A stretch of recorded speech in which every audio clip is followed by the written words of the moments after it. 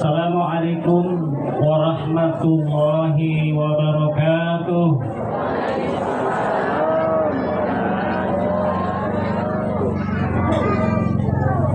Innal hamdalillah nahmaduhu wa nasta'inuhu wa nastaghfiruh wa na'udzu billahi min shururi anfusina wa min sayyiati a'malina.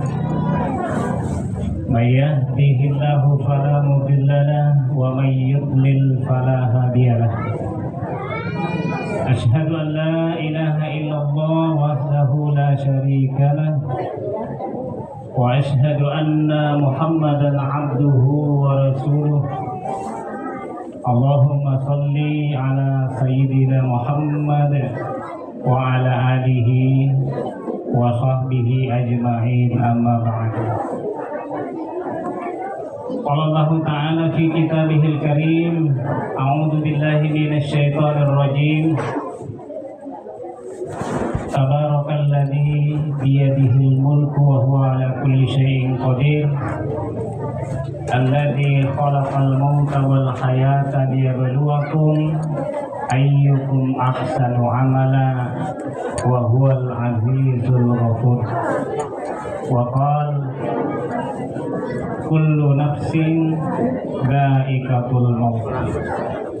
Wa qala Rasulullah sallallahu alaihi wasallam wa kafa bil mauti wa'idhan.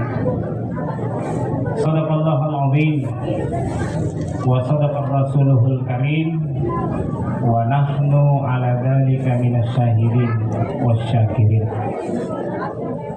Bapak Ibu hadirin jamaah takziah, terutama yang kami muliakan pada malam hari ini tentu adalah para tokoh masyarakat, tokoh pejabat pemerintah yang hadir, dan tentu seluruh jamaah sekalian. Hadirin Bapak Ibu yang semuanya kita insya Allah dirahmati dan dimuliakan Allah Subhanahu wa Ta'ala. Bapak Ibu, sebelum kita lanjut, mungkin lebih hikmatnya acara tausiah kita. Mari kita bersama-sama membaca Ummul Kitab surah Al-Fatihah yang kita niatkan untuk almarhum Muhammad Akram Qasim ila hadratin Nabi Mustafa Muhammad sallallahu alaihi wasallam wa khususan ila ruh Muhammad Akram Qasim. Bismillah. Al-Fatihah. A'udzubillahi minasyaitonir rajim. Bismillahirrahmanirrahim. Alhamdulillahirabbil alamin. Arrahmanirrahim. Ya na'budu wa nasta'in. Ihdinas siratal mustaqim. Siratal ladzina an'amta 'alaihim ghairil maghdubi 'alaihim waladdallin. Semoga doa kita diijabah oleh Allah Subhanahu wa Ta'ala. Amin ya rabbal alamin. Bapak Ibu hadirin yang sama dirahmati dimuliakan Allah Subhanahu wa Ta'ala. Kita tes vokal dulu, maksudnya tes suara. Ya, apakah suara kita ini sampai ke belakang yang paling ujung ini, yang di seberang? Ya, jangan sampai nanti jumlahnya kita lihat.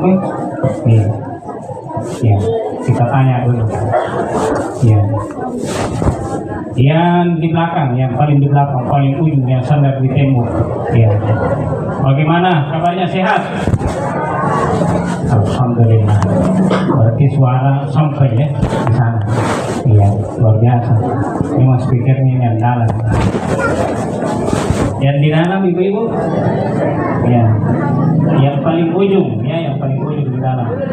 Iya. Bagaimana Ibu, sehat?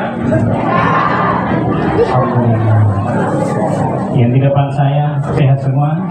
Ya, Ustaz, alhamdulillah. Kalau semuanya sehat, maka kita ucapkan alhamdulillah. Ya.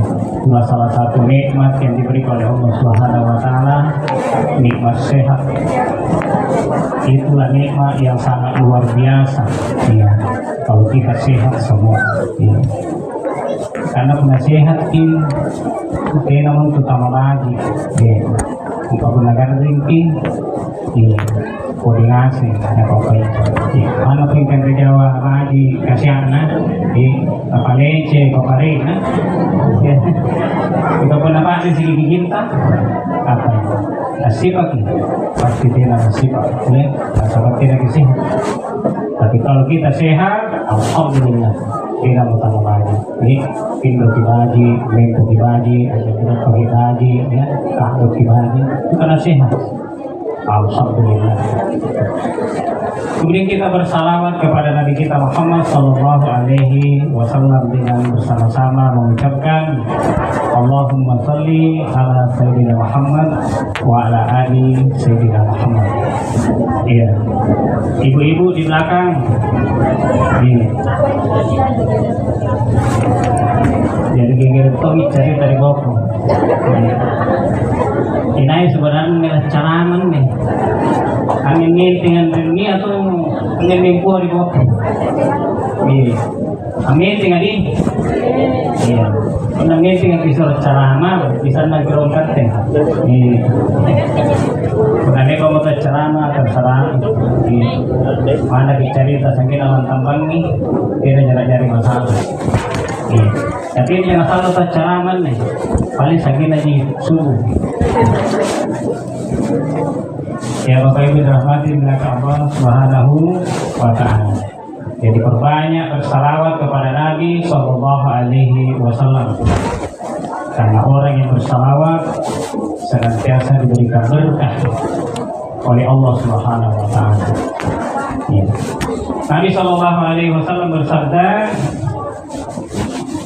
"Man shalla alayya sholatan ya sallallahu alaihi asyra." Ya Nabi sallallahu alaihi wasallam inai as-salawat ya amaca salawat sekali mai dinakte maka insyaallah Allah bersalawat kepadanya 10 kali. Ya. Jadi sekali di amaca Allahumma salli ala Muhammad wa ala ali Muhammad disampulin balasan kayak Allah Subhanahu wa taala 10 kali. Jadi kalau Allah yang membalas salawat kita, tidak bisa kita bayangkan Bapak Ibu dirahmati oleh Allah Subhanahu wa taala. Ya, kalau yang menciptakan kita, yang menciptakan segala sesuatu ini yang maha kuasa. Ya, yang maha menguasai apa saja yang ada di alam semesta ini Allah Subhanahu wa taala yang bersalawat kepada kita. Kalau Allah bersalawat kepada kita sama saja Allah mengatakan ini berkah buat kamu. Ya, disampulkan 1 kali saja kita bersalawat. Apatah lagi kalau kita bersalawat lebih banyak dari itu. Ya. Ini mudah kita ucapkan, ya, tapi kadang-kadang jarang kita lakukan. Ya. Bahkan Nabi mengatakan celaka orang yang ketika dia mendengar namaku disebut. Ya. Ya, celaka orang kalau dia mendengar namaku disebut di hadapannya, kalau dia tidak bersalawat kepadaku, rugi. Ya. Bayangkan kerugiannya itu luar biasa. Nah itu Bapak Ibu yang dirahmati binatang Allah Subhanahu wa taala. Ya.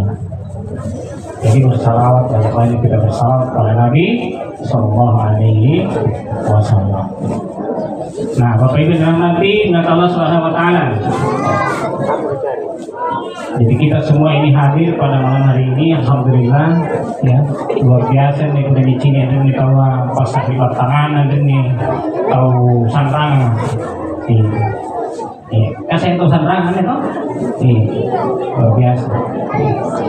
Kira-kira saya ada sanrangan ini ngasih ini bagi, ya berkumpul semua.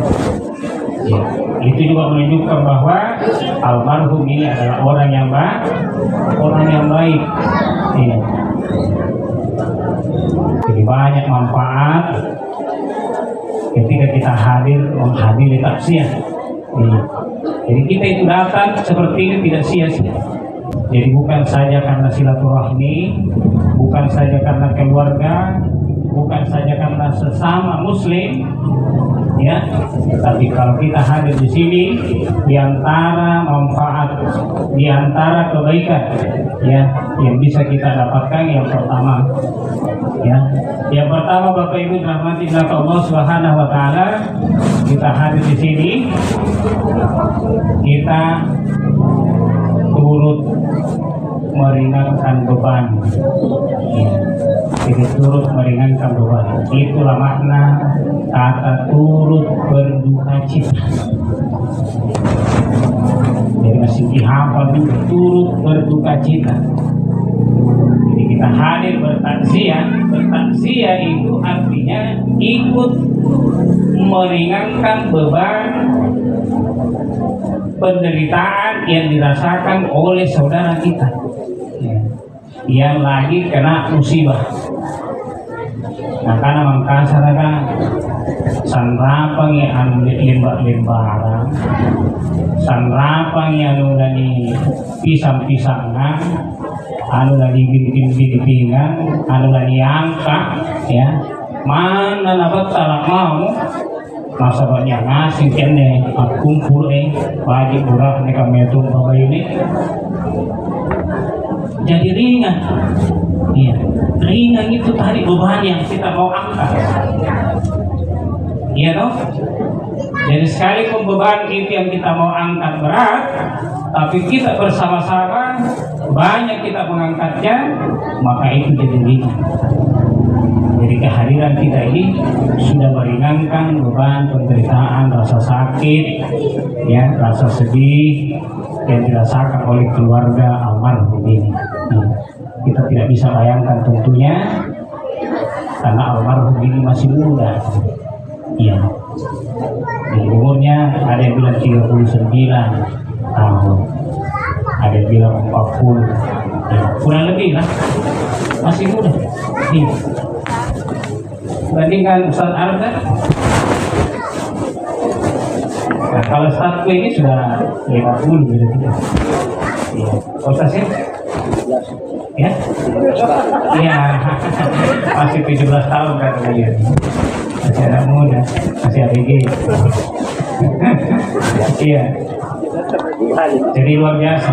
Iya. Jadi luar biasa bebannya itu kalau orang meninggal masih muda, apalagi tiba-tiba. Ya, hanya karena seperti apa yang diceritakan tadi. Itu yang pertama, kita turut meringankan beban saudara kita. Yang kedua, kehadiran kita berbagi doa. Iya toh? Kita berbagi doa. Ya. Makanya saya di mana-mana kalau ceramah takziah, yang pertama sekali sebelum lanjut saya kita berdoa dulu untuk almarhum. Karena itu yang ditunggu oleh almarhum. Nih, punane mengkibangkan rejawayan nih, untuk katen yang mempuan dunia, ya, bilang takziah. Ya. Tapi almarhum yang ditunggu ini adalah doa kita semua, ya. Doa ibu-ibu semua, ya. Salah kalau dilihat ini ibu-ibu, wajah-wajahnya ini wajah-wajah yang sahabat makbul, ya, makbul doanya. Di doa kita ikut berbagi doa untuk almarhum. Yang ini wajibnya pun najai tobat tukang mana. Nah yang asing ketik doa. Ya. Sama tong ini diharapkan salah ini pun namu pemimbar nak titong sing giliran na. Ya, didoakan. Ya. Ini jadi apa lagi yang karena itu rezeki. Ya. Jadi ini aja. Ya. Apalagi ustaz kan. Ya. Benar ustaz katanya korong. Ya. Saya tak bilang dulu nak ustaz ya. Saya ada cara makasih ya. Iya. Udah kepilang dia pasang. Cara kori Moreno Stars, Punaya Piniboko, Panamaraya Ego, terserah, iya. Pilihan na yun ito, ikat teriolo, ikat kiribo, sas ko, iya. Atau sas kiribo, ikat teriolo, na dibalik isi. Iya, Bapak Ibu dirahmati oleh Allah SWT. Itu yang kedua yang kita dapat. Yang ketiga, yang kita dapat ketika hadir taksiah seperti ini, apa yang kita dapat? Ya, Ibu ini di belakang saya tanya, apa yang kita dapat kalau kita datang taksiah? Ya, karena Jawa. Anak muda dari Boko, ya, yang di sebelah. Apa 36 ayat kita taksiah? Karena Jawa. Iya. Gunakan dari Jawa yang diharapkan lagi ikut taziah belum tentu kita dapat. Ya. Apalagi kata paling di bawah komentar. Sinampe punale bagi kita taziah, bagi kita ceramah, dan dibagikan dari Jawa ya. Kemai itu pada mulai bagi. Ya. Pasti dalih kan alo. Ya. Dia papal latihan, anggap papal yang di bawah. Anggap tidak papal latihan. Nah, berarti anggap pakai paling di bawah. Ya, jadi gunakan dari Jawa diharapkan lagi taziah, maka kita bisa kecewa. Ya. Kenapa? Karena belum tentu kita dapat. Tapi kalau kita hadir taziah di sini, yang kita harapkan itu adalah mendapatkan pahala. Karena kita ikut taziah, ikut mendoakan, ikut berturut berduka, berbagi duka, maka yang pasti kita dapat pahala. Nah, itu yang ketiga yang kita dapat, kita ikut taziah. Makanya Nabi mengatakan begini, siapa yang ikut taziah, ya, ketika ada saudaranya yang meninggal, maka dia mendapatkan pahala sebesar 1 qiraat. Aku tanya ya sahabat, kata Rasulullah, apa jadi karena 1 qiraat? 1 qiraat. Akan artinya 1 qiraat itu sama dengan besarnya gunung Uhud. Ini bernama taksiah. Ya. Masih dapat pahala taksiah 1 qiraat. Lalu Nabi mengatakan kalau kita ikut pada saat almarhum ini meninggal, lalu kita ikut sholat jenazah, lalu kita ikut lagi mengantar sampai ke pemakaman, maka kita dapat 2 qiraat. Ya, kata Rasulullah SAW 2 qiraat. Berarti pahala yang kita dapatkan itu Rasulullah 2 kali besarnya itu gunung Uhud. Jadi gunakan kerja kulit yang enggak apa, tinggal pada pahala, insya Allah yakin dan percaya kita apa.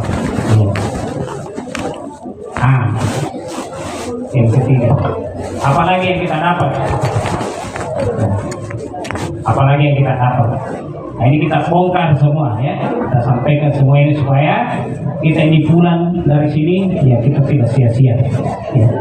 Kita dapat apa yang seharusnya kita dapat di tempat ini ya, dia buku-buku. Yang keempat yang kita dapat ketika kita ikut taziah seperti ini adalah apa? Ilmu.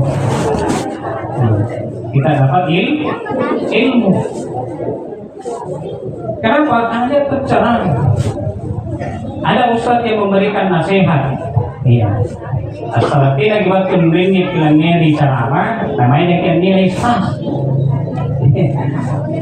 Kayaknya tuh aja tahu hadir di apel lagi di ceramah taziah, main di nilai sah kan. Karena itu main ceramah. Iya. Jadi anak kau anak ngasih ngasih. Ayo jengkiu, dia mau jengkiu bohongan. Artinya dia hadir bukan karena ikhlas untuk dapat ilmu, tapi dia hadir, kita hadir seharusnya ikhlas untuk mendapatkan keutamaan di dalam majelis ilmu. Iya. Apa keutamaannya kita hadir dalam majelis ilmu? Kata Nabi, man salaka tariqan yaltamisu fihi ilman sahhalallahu lahu bihi tariqan ilal jannah. Ya. Nah, karena Nabi kita sallallahu alaihi wasallam, siapa yang menempuh jalan ya mendatangi suatu majelis yang di situ di dalamnya ada pembicaraan tentang ilmu agama, ya, sahhalallahu bihi tariqan ilal jannah, maka pada hakikatnya Allah Subhanahu wa taala akan memudahkan jalannya orang itu masuk surga.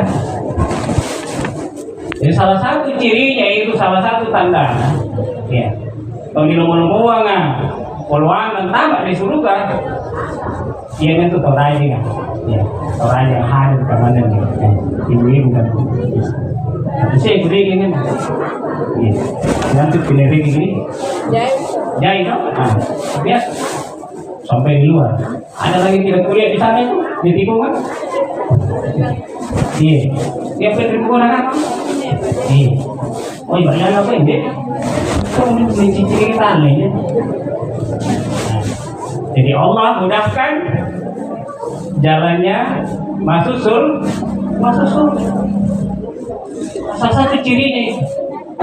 Jadi ciri kegigilan kita tandai. Oh, ini orang mudahkan Allah jalannya masuk surga karena dia rajin menghadiri yang namanya majelis ilmu. Salah satunya ini adalah ceramah tasih.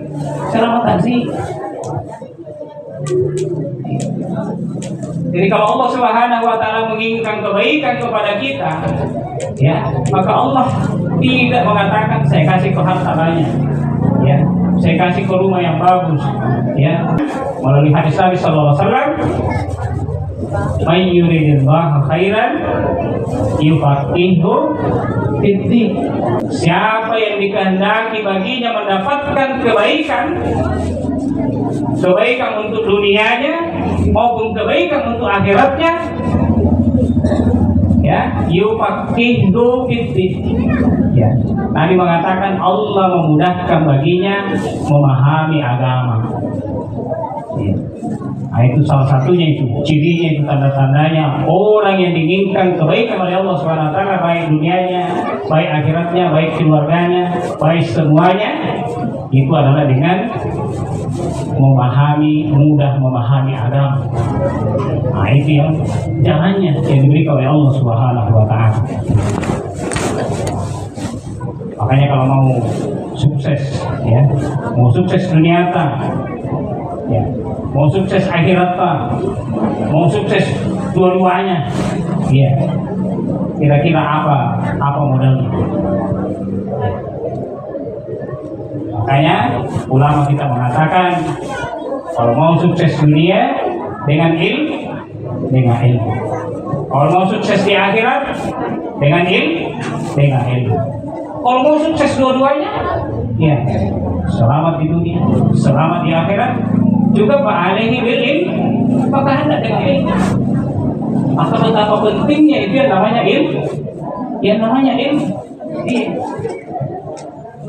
Kalau mau baik pekerjaan, mau jadi kepala dinas, mau jadi kepala dinas, baik.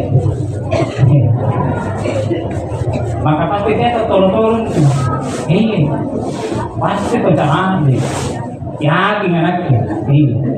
Nah, tapi di Pak Bupati, ini nanti dari mana? Nah, saya ini juga tahu dia pengestingan, iya toh.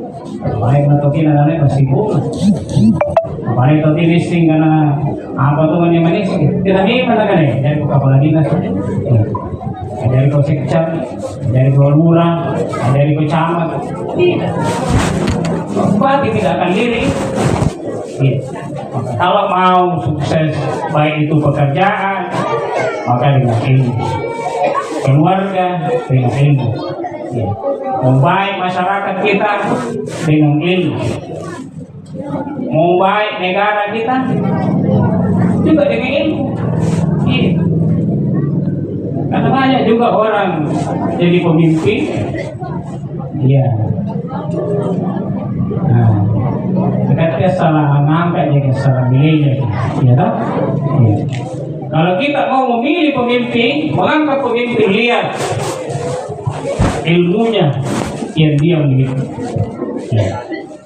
Apakah pantas, apakah cocok ini, memang dia punya kemampuan untuk itu, maka pilih dia. Ya.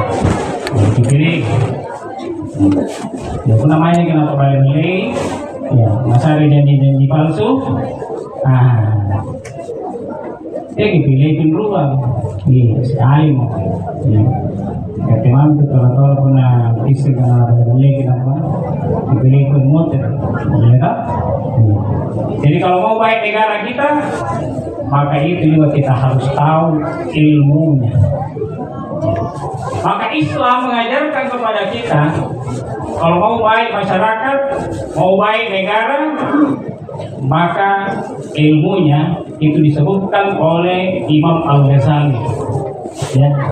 Imam Al-Ghazali mengatakan begini, ya, ad-din wa sultan tau aman. Hubungan antara negara dan agama itu, kata Imam Al-Ghazali, itu seperti saudara kembar. Ya. Jadi kami itu tambah lagi bicara negara itu dengan agama. Jadi tidak boleh dipisahkan ini karena agama dan negara. Ya. Tapi kamar-kamar ini dia paham dulu. Ya. Tapi itu bukan paham dari kita orang timur. Ya. Tapi itu pahamnya orang barat. Ya. Pahamnya orang barat itu, ya, dia memisahkan agama dan negara, namanya sekuler, ya, sekuler. Cuma dekat kebiasa mana istilah kamu tadi buntu lagi. Ya.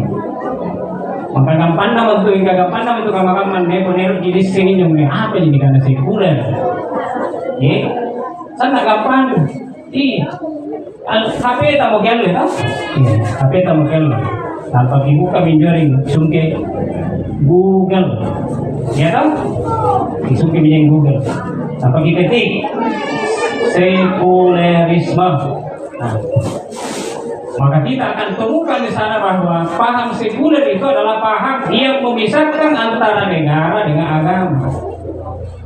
Itu pahamnya orang barat. Dia mengatakan tidak ada hubungannya itu antara negara, mengatur negara dengan agama Islam. Urusan agama adalah urusan di masjid, urusan negara itu bukan urusan agama. Itu paham sekuler namanya. Tapi kita orang Islam tidak begitu. Makanya Imam Al-Ghazali mengatakan antara agama dan negara itu seperti saudara kembar. Ya, bisa rapangi atau tambah. Itu agama dan negara. Lalu beliau mengatakan ad-dinu usun wa sultanu harisun. Antu dikane agama fondasi. Wa sultanu kekuasaan, kepemimpinan atau negara haris itu artinya penjaga. Jadi itu agamanya fondasinya, dasarnya. Negara ya penjaganya. Lalu beliau mengatakan apa saja yang tidak ada fondasinya pasti akan runtuh, pasti akan hancur. Gitu? Karena Allah mengudah mempercini, ya, punalan may fondasi ya. Iya, lagi bangun dia merakan atau bukan, pasti runtuh yang makanya agama fondasi, ya, negara itu kekuasaan itu adalah penjaga. Makanya di dalam Islam itu kalau kita berbicara negara, maka Islam itu adalah aturannya. Ya. Makanya para ulama kita mengatakan bahwa kalau mau negara kita baik, ya, tunero ki negara tan baik, tuan syaratnya. Sederhana aja, diwasana pada mata. Ruang itu syaratnya tunero ki negara tan baik. Apa itu syaratnya? Yang pertama, angkat pemimpin yang baik. Jadi pemimpinnya yang baik, yang beriman dan dia bertakwa kepada Allah Subhanahu wa taala. Kalau pemimpinnya baik, dia beriman dan bertakwa kepada Allah Subhanahu wa taala, Mana pun dia kesempatan korupsi pasti ya toh. Nah, sampai ini alamnya mentongan nih. Iya, ilalang mantong ini imang atap kan nih pau ilalang. Itu yang usahain deh. Iya. Tinggal tuh nangirang kabaji kau pun nang barang-barang nampan tinggal nahal, ya toh. Iya. Apa anak-anak dia, ya. Jadi sesuap nasi yang tumbuh menjadi daging, maka yang lebih berhak atas daging itu adalah api neraka. Itu orang beriman. Makanya angkat orang yang beriman, angkat orang yang bertakwa, yang paling baik di antara kita. Maka insya Allah ini modal pertama, negara kita akan baik. Modal yang kedua yang menjadikan negara kita akan baik adalah hukumnya. Hukum yang diterapkan untuk mengatur negara. Ya, itulah syariah Islam. Dua memang itu faktornya kalau negara itu baik. Satu, pemimpinnya baik. Yang kedua, hukumnya adalah hukum yang baik. Itulah syariat Islam. Ya. Makanya dulu Nabi kita mengajarkan, ya, bahwa kalau Anda mengangkat seorang pemimpin menjadi pemimpin, ya, maka jadilah pemimpin yang amanah, pemimpin yang baik, pemimpin yang beriman, pemimpin yang bertakwa. Yang kedua, terapkan syariat Islam. Ya. Jadi hukum Islam yang harus diterapkan. Makanya wajar dulu kalau mati-matian itu pasti apa itu dulu Pak Kahar Sakar itu. Ya, ingin menerapkan syariat Islam itu. Karena dia tahu bahwa menerapkan syariat Islam itu hukumnya wajib. Dulu saya tahu penanti menerapkan hukum negara Allah Subhanahu Wa Taala. Ya. Apalagi kalau kita hanya mengambil hukum sekuler tadi, demokrasi, kapitalisme, liberalisme, ya, dan isme lainnya, dosa sih, pandang negara ini, ya, pusat negara. Kita lihat sekarang, bagaimana Indonesia ini adalah negara yang kaya raya, dikenal sebagai negara yang jamrut khatulistiwa. Ya. Tambang emasnya saja di Indonesia ini disebut sebagai tambang emas terbesar. Ya, tambang emas terbesar di dunia. Tapi kita punya tambang emas terbesar di dunia, tapi itu tidak berkorelasi langsung dengan kesejahteraan rakyat Papua. Ya. Karena tambang emas terbesar itu adalah di Papua. Ya. Itu baru tambang emas, belum tambang nikel, batu bara dan lain sebagainya. Ya. Ya, kita negara yang kaya, tapi kenapa banyak yang miskin? Ya. Kalau kita ini kan kaya-kaya di semua kan? Ya. Tapi banyak yang miskin. Ya. Menurut data Bank Dunia, ini data Bank Dunia. Menurut data Bank Dunia, orang miskinnya orang Indonesia itu 60%. Ya. 170 juta. Kenapa bisa tinggi begitu? Sama tinggi standarnya ini. Standar miskin kalau di luar negeri itu penghasilannya 4,8 US dollar per hari. Iya. Itu kalau luar negeri. Tapi kalau standar Indonesia menurut BPS, ini Asosiasi di Indonesia, iya. 20 juta, lebih sedikit. Karena standar miskinnya di Indonesia menurut BPS itu adalah kalau berpenghasilan di bawah 20.000 per hari. Ya. Jadi kalau di bawah 20.000 per hari penghasilan kan, atau kasih ini. Tapi pernah kapan mengumpul satu contoh, kita tidak termasuk miskin. Ya. Jadi kita tidak dapat pembelian sembako. Ya. Makanya kalau KTP kita masih tertulis di situ pekerjaan wira swasta, pacing, sama dengan tinggal banyak. Jadi benar tinggal pas sembako, bantuan, dirubah itu KTP kita. Jadi pekerjaannya pakai si masuk di buru tani. Iya. Kalau nak bertani lagi, nak bata-bata ini, ada sika luar lagi tanah. Iya kan? Kalau nak buru tani, nak tidak tanah, payah aja tahu ya. Kamu jadi Pak Kadis Koperasi. Sama dirubah itu status pekerjaan itu. Kalau wira swasta, bahwa memang tidak terikat pada BPJS gratis, ya toh? Iya. Ada tetangga aku mau mengurus di kantor lurah. Ya, kebetulan baru-baru ada. Lurah aku saya langsung kombinasi. Begitu dilihat KTP-nya sih, tidak memenuhi syarat ini Pak, karena KTP ini wira swasta. Ya kan itu? Ya, harus dirubah menjadi buruh ya, atau tani. Ngurus kisah dicapin. Iya, itu nanya capin boleh ini atur. Iya, karena erok ini, nah iya, rubah itu, sampai gitu.